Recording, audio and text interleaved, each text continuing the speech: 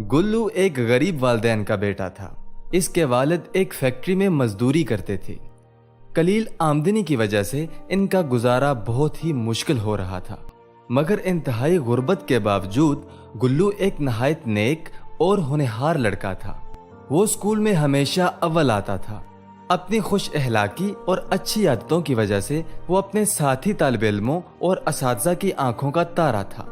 फारिग औकात में इसके दोस्त क्रिकेट, फुटबॉल या दूसरे खेलों में मशगूल रहते थे, मगर गुल्लू या खाला अजरा के लिए करीबी मार्केट से सब्जी लेने जा रहा होता था या फिर इसने शाहिदा आंटी के घर का बिल जमा कराना होता था। कभी इरफान बाबा इससे दवाई मंगवा रहे होते थे। गर्ज गुल्लू ने कभी किसी को इनकार नहीं किया था। वो मोहल्ले भर के लोगों के काम आता था।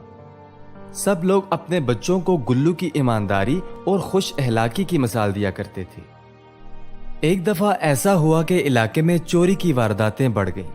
आए दिन किसी न किसी घर में चोर आते और सब कुछ लूट कर ले जाते। चुनाचे गुल्लू ने दोस्तों के साथ अपने मोहल्ले की चौकीदारी का बंदोबस्त किया।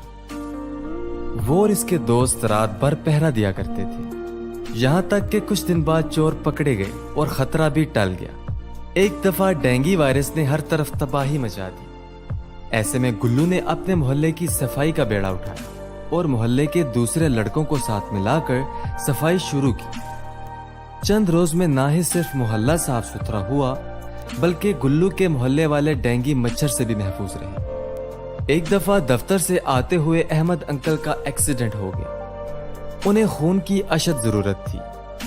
ऐसे में गुल्लू पेश था। उसने बर वक्त खून का बंदोबस्त किया और अहमद अंकल की जान बचाई। गुल्लू की इन्हीं आदतों की वजह से मोहल्ले के सब लोग उसे बहुत चाहते थे और उसे दिलो जान से प्यार करते थे। गुल्लू के घर के हालात दिन ब दिन खराब होते जा रहे थे, क्योंकि इसके वालिद अक्सर बीमार रहने लगे थे। वो कई रोज से काम पर नहीं जा रहे थे। इस तरह इनकी आमदनी मजीद कम हो गई थी। गुल्लू के वालिद गुल्लू को मजीद तालीम देने के हक में ना थे। वो चाहते थे कि गुल्लू भी इनके साथ काम पर जाया करे ताकि घर के हालात कुछ बेहतर हों, मगर गुल्लू की पढ़ाई के शौक और हर साल अव्वल आने की वजह से उन्होंने जैसे तैसे करके इसकी पढ़ाई जारी रखी हुई थी। दिन इसी तरह गुजर रहे थे कि गुल्लू ने 12वीं जमात का इम्तिहान अच्छे नंबरों से पास कर लिया। बेहतरीन नंबरों की वजह से उसे मेडिकल कॉलेज में दाखिला मिल रहा था, मगर इसके लिए एक बड़ी रकम दरकार थी। गुल्लू ने अपने वालिद से बात की तो उसे वालिद ने समझाया कि बेटा, घर के हालात तुम्हारे सामने हैं। इन हालात में मेडिकल कॉलेज का खर्चा बर्दाश्त करना नामुमकिन सी बात है। शायद डॉक्टर बनना तुम्हारी किस्मत में नहीं है। गुल्लू भी समझदार था। उसे अपने हालात का पता था, मगर वो मुरझा सा गया था। उसे बहुत दुख हो रहा था कि वो आगे नहीं पढ़ सकेगा। इसी दुख की वजह से उसने घर से निकलना तकरीबन बंद कर दिया। 2 दिन बाद शाम को गुल्लू के दरवाजे पर दस्तक हुई। गुल्लू ने दरवाजा खोला तो बहुत हैरान हुआ। इरफान बाबा, Ahmad uncle, Shahida aunty, Halda aunty और मोहल्ले के दूसरे अफराद दरवाजे पर मौजूद थे। राजू बेटा, कौन है बाहर? इसके वालिद ने अंदर से आवाज लगाई। भाई, हम हैं। गुल्लू और इसकी अम्मी हैरत ज़दा थे कि इरफान बाबा ने कहना शुरू किया, गुल्लू बेटा, जैसे तुम अपने माँ बाप की औलाद हो, वैसे ही तुम हमारे भी बेटे हो। वैसे भी तुमने हमारी औलाद से भी ज्यादा हमारा ख्याल रखा है। लिहाजा हमने फैसला किया है कि तुम्हारे मेडिकल कॉलेज का खर्चा हम सब मोहल्ले वाले मिलकर बर्दाश्त करेंगे। ये कहते हुए उन्होंने नोटों से भरा हुआ एक लिफाफा गुल्लू की तरफ बढ़ाया।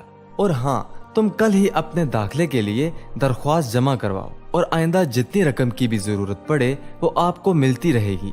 गुल्लू ने हिचकिचाहट का इजहार किया। अहमद अंकल बोल उठे, अगर तुम ये पैसे नहीं लोगे तो हम सब नाराज हो जाएंगे। गुल्लू की आंखों से खुशी के मारे आंसू निकल पड़े और वो फर्ज जज्बात से इरफान बाबा से लिपट गया और दूसरों के साथ अच्छाई करने का सिला मिल गया। दोस्तों, इस कहानी से हमें यही सबक मिलता है कि गुल्लू की अच्छी आदतों की वजह से हर कोई उसे पसंद करता था। हमें भी हर किसी की दिल से मदद करनी चाहिए, क्योंकि इसका सिला जरूर मिलता है।